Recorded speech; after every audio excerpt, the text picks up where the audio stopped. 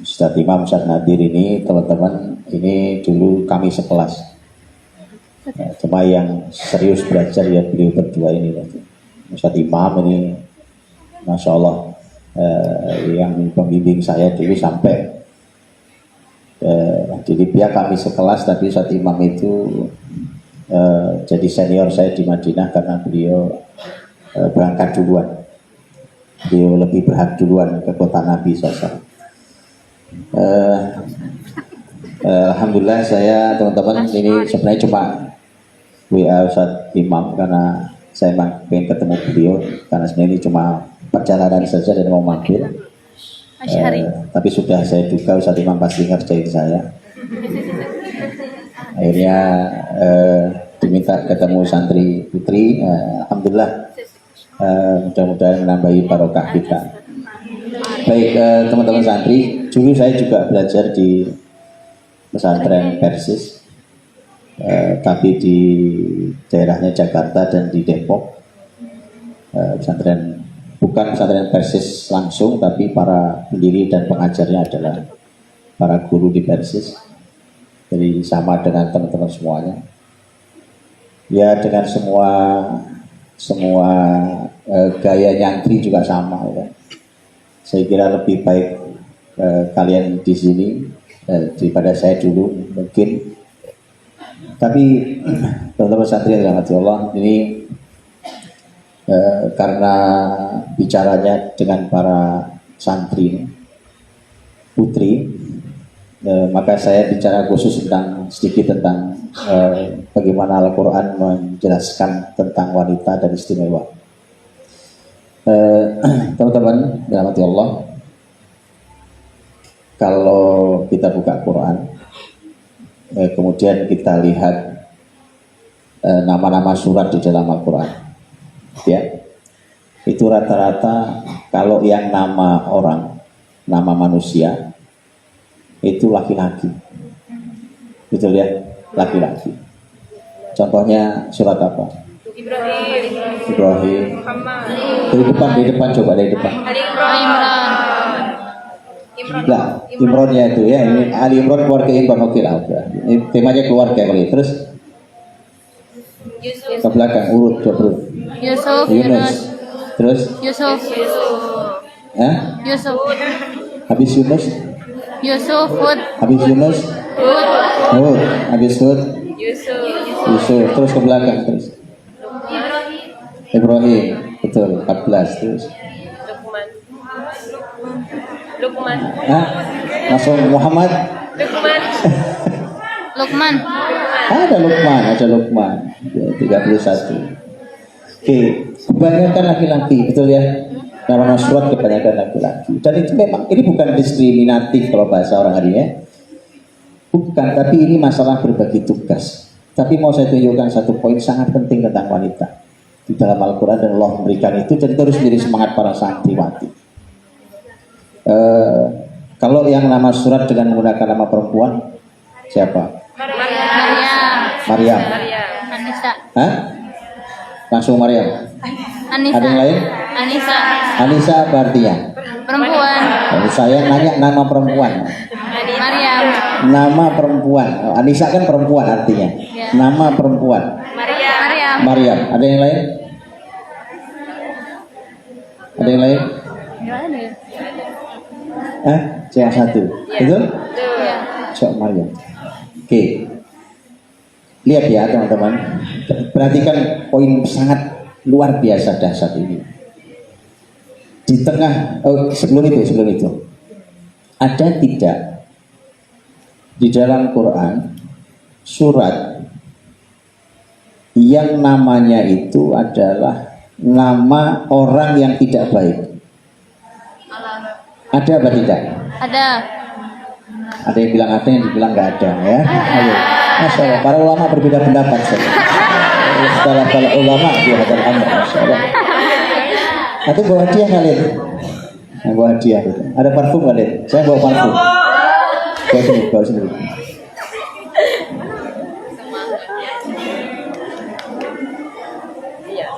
Ini parfum produksi beliau sendiri. Ini Ustaz Walid. Tadi ini termasuk wakaf produktif, Ustaz. Ini termasuk wakaf produktif untuk Kitab Al-Fatih Cibinong. Karena Cibinong beliau pegang. Ayo, langsung. Oke, diambil ya. Ustaz Walid, ini namanya Ustaz Walid Ilham. Beliau punya hadiah. Oke. Saya perlu minta jawaban yang bilang iya dan yang bilang tidak tadi. Yang bilang iya siapa? Adakah di dalam Quran nama surat dalam Quran itu, tapi itu orang jahat? Oke, enggak, saya minta angkat tangan. Yang berani angkat tangan jawab. Siapa tadi? Silakan yang ini. Siapa namanya? Ini ada mic Ustaz Afwan, boleh kan? Ini yang bilang ada atau tidak ada? Nah, coba. Boleh tahu namanya dan dari mana? Nama saya Fahiba Rahmani Aisyah dari Sidoarjo. Dari? Sidoarjo. Sidoarjo. Oke. Ada? Ada? Ada. Ada. Siapakah itu? Abu Lahab. Abu Lahab. Oke, tak dikit. Oke, terima kasih. Yang bilang tidak ada angkat tangan.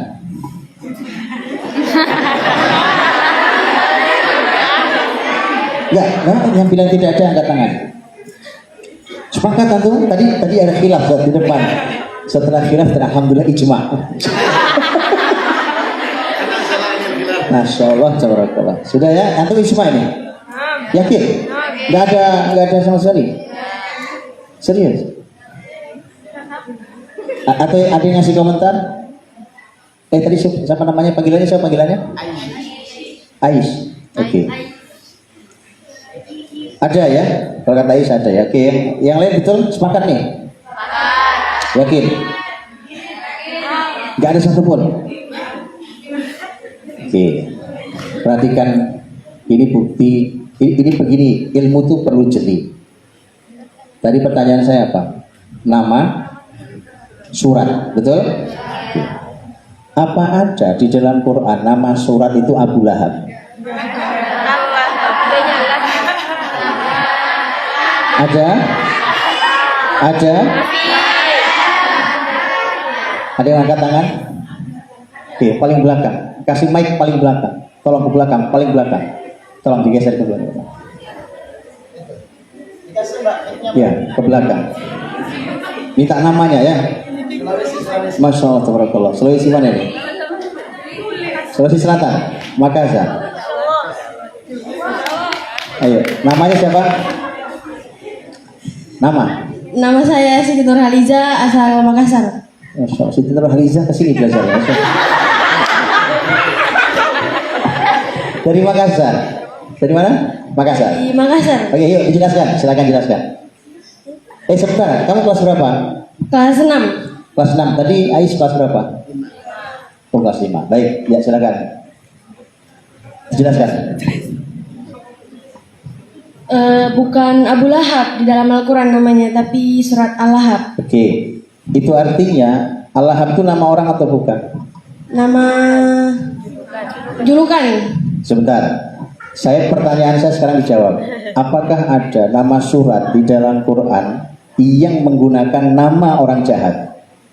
Ada. Ada. Siapakah itu?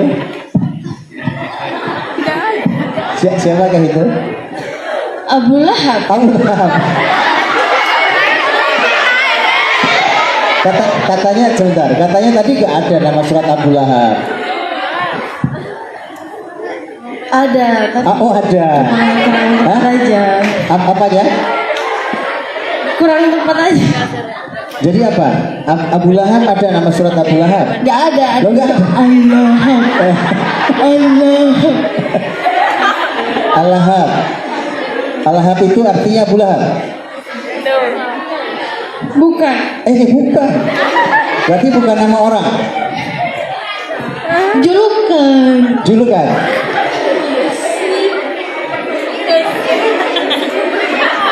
Oke, ada lagi mau sampaikan? Syukron, enggak ada. Afwan, yuk. Ada lagi yang lanjut, satu lagi. Jelasin. Ayo, satu lagi. Ada? Ada. Boleh. Bawa ke depan lagi mic-nya. Tolong diantar ke depan. Kasih aja ke temannya, ya.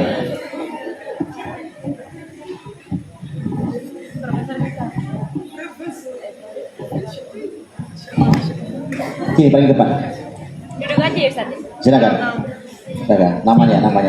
Nama saya Riza dari Siapa? Riza. Liza. Riza. Siap. Riza dari Sapekan, Sabekan. Madura. Oke. Kelas kelas 6. kelas 6. Nah, Silakan dijawab atau dijelaskan. jadi kan kalau Abu Lahab, kalau Al-Lahab itu nama julukan. Al-Lahab itu nama julukan. Iya, julukannya Oke. Abu Lahab. Terus jadi di dalam Al-Quran itu tidak ada nama surah yang tentang namanya orang yang jahat. Gak ada. Wafi, pendapat. Itu Al-Lahab. Itu julukan Ustaz. Kan Ustaz mintanya Ini nama. sebentar. Riza nama aslinya. Punya julukan nggak? Punya panggilan nggak Riza? Punya ya? Oke. Kalau dipanggil saya nggak dengar tuh. Kalau dipanggil nama itu dia nengok apa tidak? Nah, nama berarti. Kan Julukan. kan Ustaz. Tanya nama. Kegedean ya? Kan nama orang itu julukan. Lagi. Kan Ustaz mintanya nama. Iya, saya minta nama. Itu julukan tadi Ustaz. Oke, julukan itu bukan nama ya. Bukan. Oke. Bukan nama asli. Nama itu bahasa Arabnya apa? Ismun. Ismun. Tahu nggak arti ismun apa? Tahu nggak akar kata ismun itu apa akar katanya? Ismun yang diterjemahkan nama itu punya akar kata. Akar katanya sumu, juga akar katanya simah. As-sumu itu ulu, tinggi. As-simah itu tanda. Nah, yang cocok dengan nama itu yang simah, tanda. Sebentar. Ini apa? Ini gelas, ini air, segala macam. Ini untuk menandai bahwa kalau bentuknya begini gelas, kalau di dalamnya namanya air. Air, gelas itu nama, betul? Nama benda ini untuk menandai dia ini. Riza ketika dipanggil dengan nama panggilan itu untuk menandai bukan? Di antara yang lain menandai kalau disebut nama itu ya Riza. Berarti julukan itu nama. Betul? Karena dalam bahasa Arab nama itu ismun dan asli kata simah. Simah itu nama. Mungkin nggak satu benda namanya banyak? Mungkin. Kenapa enggak? Nah, mari dulu datang ke hadiahnya. Oh, ada juga bukunya, Masya Allah. Oh, ini buku tulisan saya. Hadiahnya tanda tangan satu. Oh, saya punya 3 buku. Yang dibawa 3. Ini parfum beda-beda, Ustaz. Ini satu lagi ya. Ini bukan sekedar parfum, teman-teman. Ini menjadi barokah ketika parfum ini adalah wakaf produktif. Aromanya enak, Masya Allah. Ini ada yang ada juga. Satu Walid ini buat. Yuk. Sudah berapa orang yang jawab? 3. Saya minta penjelasan yang lain. Ya Riza, serahkan kemana? Ada yang angkat tangan nggak? Kalau nggak Riza yang nunjuk. Riza berdiri, tunjuk temannya. Langsung sampingnya. Langsung sampingnya. Ayo silakan. Boleh, silakan.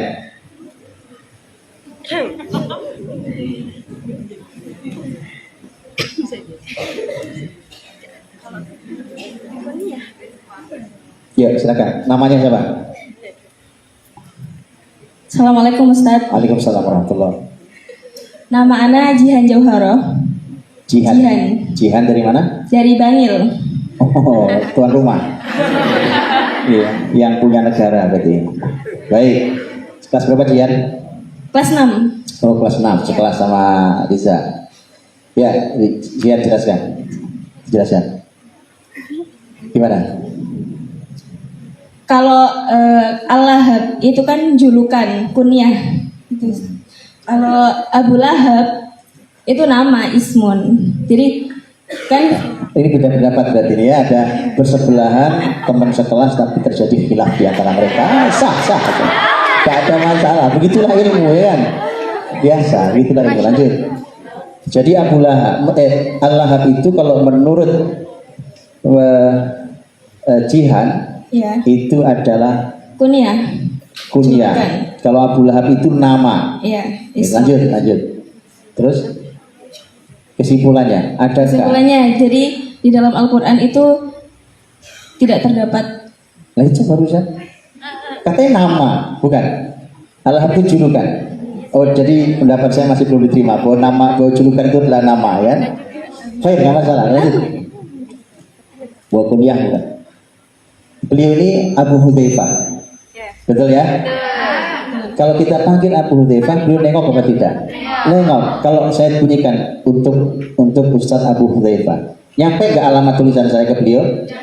Sampai. Karena itu nama, itu simah, itu tanda untuk beliau adalah Ustadz Imam Muzakir, juga Ustadz Abu Hudzaifah. Abu Hudzaifah kunyah atau bukan? Kunyah ya. Nah, lanjut.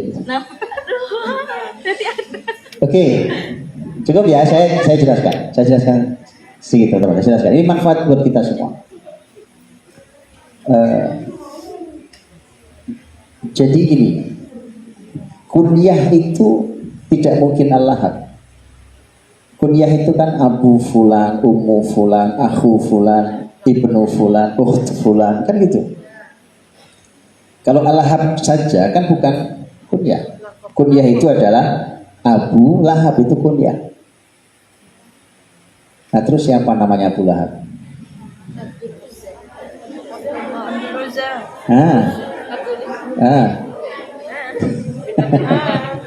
Oke, lanjut ya. Jadi Al-Lahab itu teman-teman, Al-Lahab itu bukan nama, bukan kunyah. Apa arti Al-Lahab? Api yang bergejolak. Api nama orang itu bukan? Bukan. Paham teman-teman? Nah. Oke. Dia bukan nama. Kalau nama itu Abu Lahab, kunyah dia. Kunyah atau sebuah nama. Nah, kesimpulannya di Quran ada nama surat yang itu orang-orang jahat. Yakin? Yang benar. Oke. Lanjutkan ya. Saya ingin sampai pada poin karena waktu kita agak banyak ya. Saya minta satu poin. Sekarang teman-teman bisa bayangkan tuh, dari kumpulan nama orang-orang mulia itu yang Allah jadikan nama-nama surat, itu kumpulan laki-laki semua, betul ya? Tiba-tiba muncul seorang perempuan, yaitu Maryam. Tiba-tiba muncul seorang perempuan, itu Maryam. Ada namanya Maryam di sini? Ada. Angkat tangannya namanya Maryam. Angkat tangannya namanya Maryam. Satu. Ada yang lain nggak? Satu aja. Hanya satu. Nanti kita berikan hadiah khusus nama itu. Ya. Bukan, kan di Quran saja Allah muliakan, ya kan? Masa kita tidak muliakan nama itu? Dari semua wanita di muka bumi Allah pilih satu nama, yaitu Maryam. Maryam Putri Imron, ya kan? Baik teman-teman, perhatikan ayat-ayat ini. Jadi ketika Maryam itu menjadi wanita sendirian yang muncul di antara kumpulan orang-orang mulia, makanya Allah Subhanahu wa taala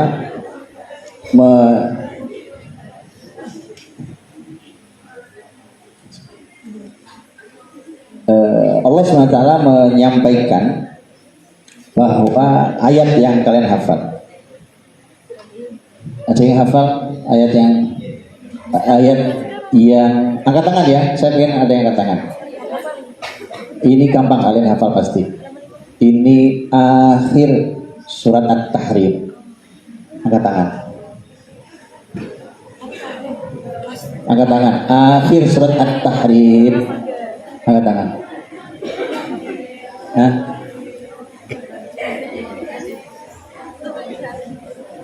Ayo.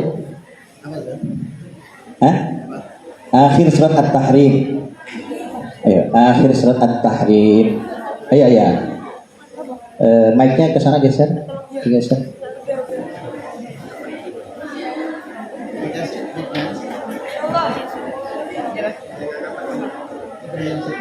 Ya.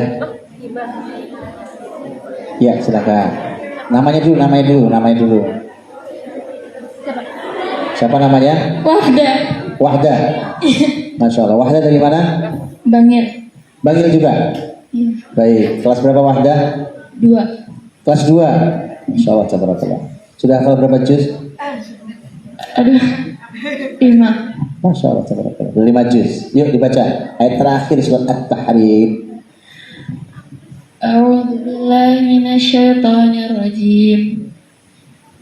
Wa Maryam ibnata Imran allati ahsanat farjaha fanafakhna fihi min ruhina wa saddaqat bi kalimati rabbiha wa kutubihi wa kanat minal qanitin. Barakallahu fiik. Luar biasa. Itu salah satu ayat tentang Maryam. Wa Maryam ibnata Imran, Maryam putri Imran, allati ahsanat farjaha, yang menjaga kemaluannya, menjaga kehormatannya.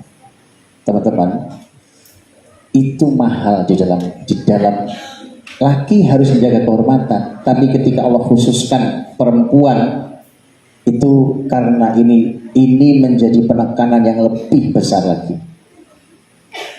Menjaga kehormatan. Karena yang pasti selalu dirugikan adalah perempuan kalau tidak jaga kehormatan. Oke? Jadi Maryam itu dimuliakan Allah karena ahsanat farjaha. Dan itu mulianya wanita sudah. Jaga kehormatan kalian. Jaga kehormatan kalian. Bayangkan itu seorang Maryam wanita sendiri di tengah kumpulan orang-orang mulia itu. Allah munculkan karena kelebihannya ternyata ahsanat farjaha. Sudah? Fanafakhna fihi min ruhina. Kami tiupkan roh kami. Apa artinya itu? Kami tiupkan roh kami maksudnya apa? Ada yang angkat tangan, angkat tangan. Ini penutup nih, sudah lama. Tadi amanah seliman 15 menit ya.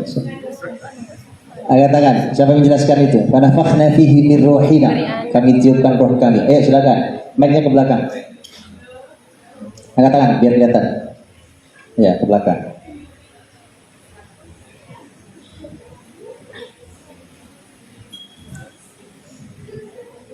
Oke. Apa tuh? Fanafakhna fihi min ruhina maksudnya apa? Allah meniupkan. Nama dulu.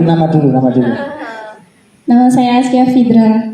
Panggilannya siapa? Askia. Hah? Askia. Oh, baik. Askia dari mana? Dari Malang. Malang, ya.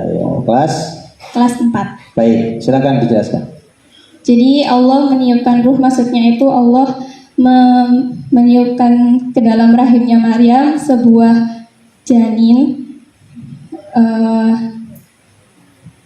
yang akan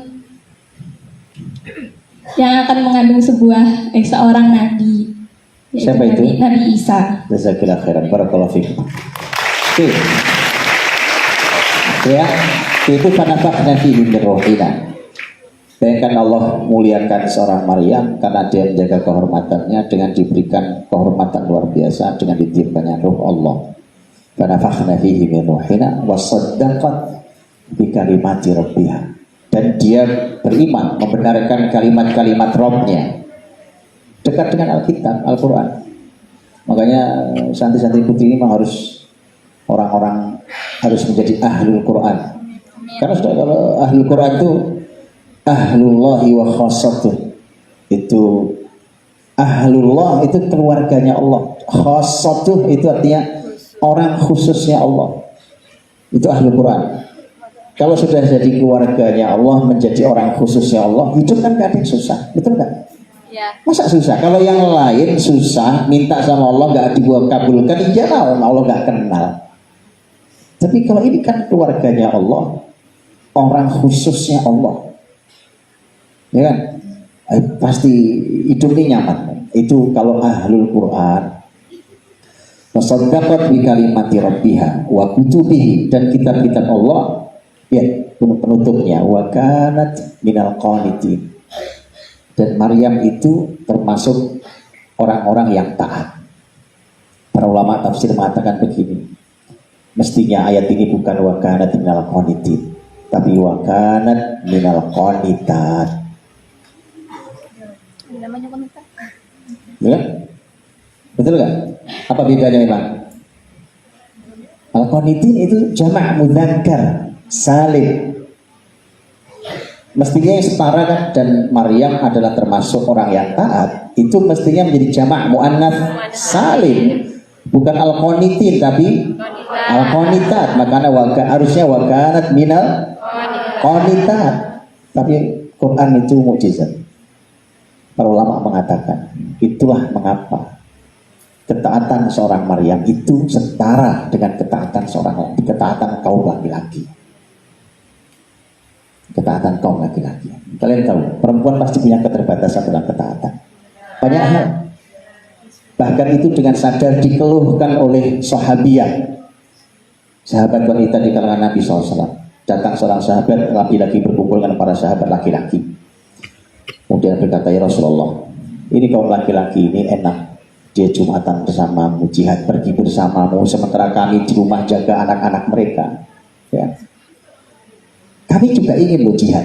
Kami juga ingin lo sholat berjamaah bersamamu, Jumatan bersamamu, ngaji bareng langsung dengan kau. Itu sahabat wanita. Nanti dihibur sama Nabi SAW, ya. Artinya pasti punya keterbatasan. Wanita asal berhalangan haid umpamanya atau nifas, kan sudah, nggak mungkin ke masjid untuk sholat, betul kan? Pasti punya keterbatasan. Tapi Allah mengatakan Maryam ketaatannya itu setara dengan kaum laki-laki. Itu wanita luar biasa.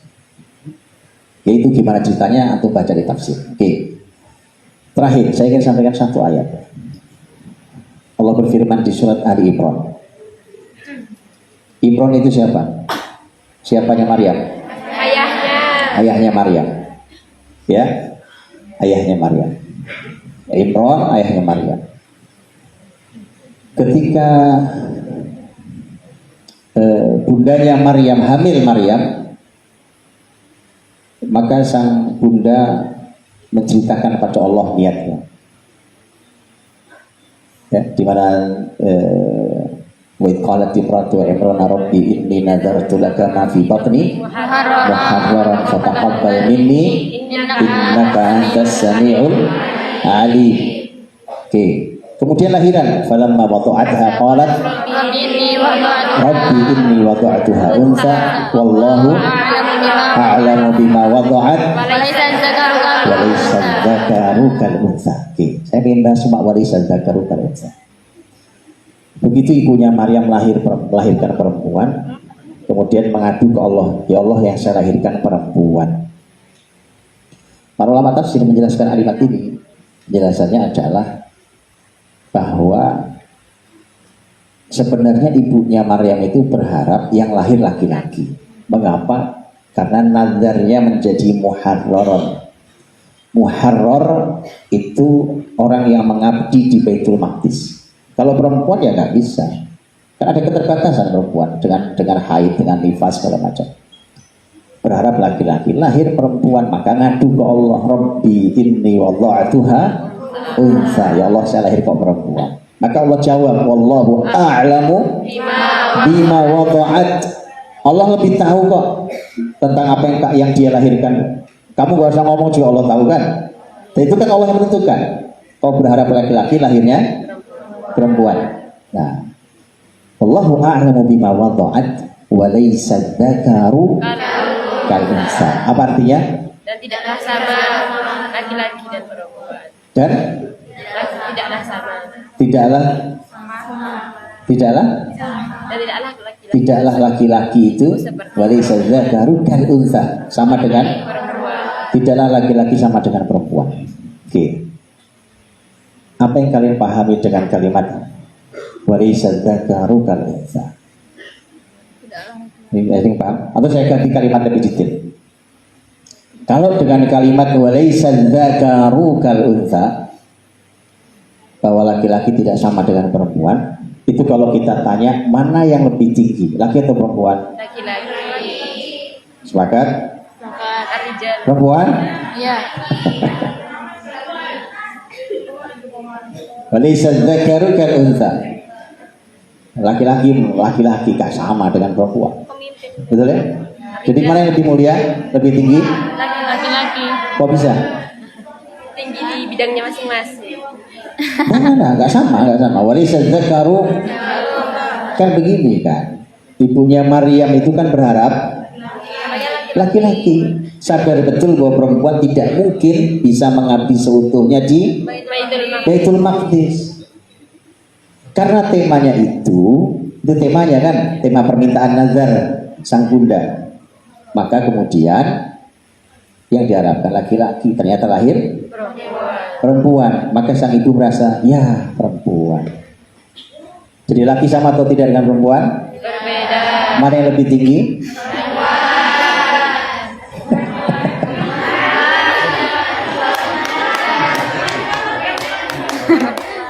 Ya.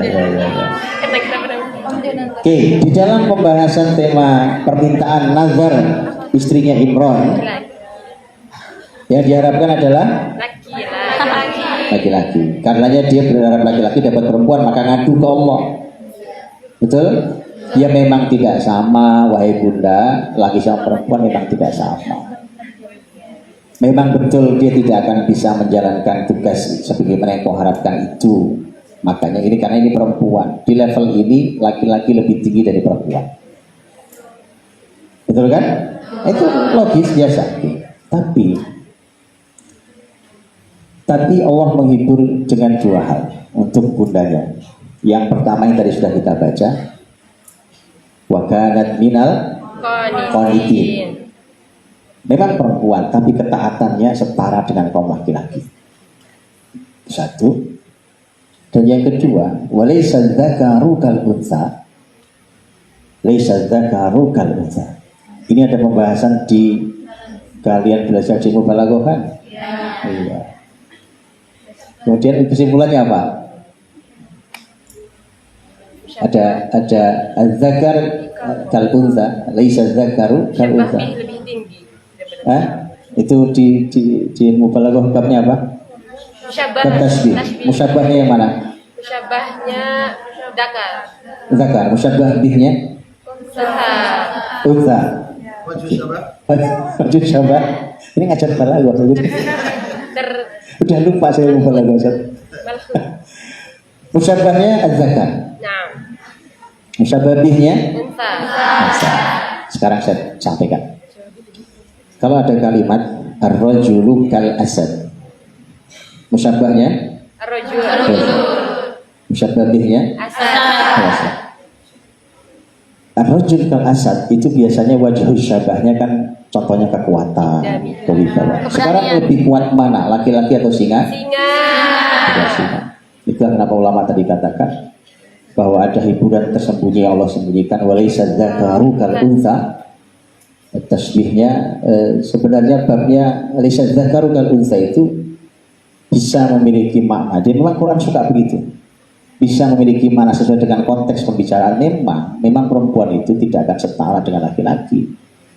Dalam hal ketaatan di masjid, laki-laki di atasnya. Itu satu. Tapi Allah sembunyikan satu kalimat, satu makna yang dalam. Kalau babnya menggunakan ilmu tasbih, Allah justru ingin katakan, loh, perempuan sama laki itu jangan dibandingkan, karena perempuan itu punya posisi yang lebih tinggi dari kaum laki-laki di beberapa tempatnya. Betul kan? Contohnya apa? Ibu. Contohnya ibu. Ya kan? Contohnya ibu lebih tinggi derajatnya dibandingkan ayah. Begitu. Itu sudah begitulah syariat ini mengatur. Oke, teman-teman, ya kira itu ya. Itu jadi Maryam menjadi teladan yang Allah hadirkan, jadi satu-satunya nama wanita melihat dijadikan nama surat dalam Quran. Dan pelajaran tentang Maryam luar biasa. Dari seorang ayah ibu yang soleh dan solehan lahir seorang Maryam, bahkan Maryam melahirkan seorang nabi yang mulia. Oke, itu saya kira dari saya. Mohon maaf agak kepanjangan. Tadi siapa yang jawab tadi? Yang jawab tadi siapa tadi? Pertanyaan Ustaz. Iya makanya. Tadi siapa yang semua yang jawab tadi? Semua yang angkat tangan tadi, coba angkat tangan lagi. Ada 6 orang. 6 orang. Di depan saya ada 1, 2, 3, 4, 5, 6, 7, 8. Ada 8. Oh, sama satu lagi yang nggak angkat tangan, yang nggak jawab. Nama Maryam tadi. Maryam, mana Maryam? Sini Maryam. Coba semua maju deh yang tadi, yang maju.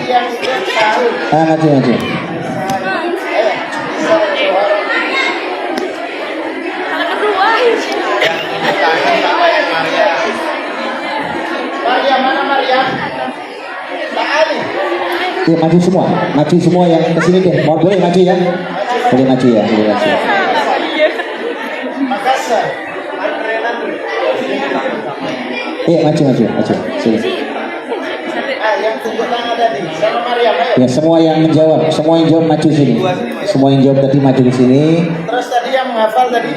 Iya, semua yang ngajarin. Di antara bentuk syukur yang diajarkan Rasulullah SAW kepada kita, Rasulullah SAW itu menyampaikan dalam sebuah sabdanya, man sana'a ilaikum ma'rufan fakafi'uh fa illam tajidu ma tukafi'unahu fad'u lahu hatta dhanantum annakum qad kafa'tum. Jadi Rasulullah SAW menyatakan, siapa saja yang telah berbuat baik kepada kalian, maka fakafi'uhu, balaslah kebaikannya. Fa illam tajidu ma tukafi'unahu, kalau tidak ada sesuatu yang kita bisa gunakan membalas kebaikannya, fad'u lahu, doakan Ustaz Budi dan tim yang jauh-jauh datang ke pesantren Persis Bangil. Semoga Allah memberkahi umurnya, Allah jaga kesehatannya, dan Allah berikan kekuatan untuk mencurahkan pikirannya li khidmatil Islam wal muslimin.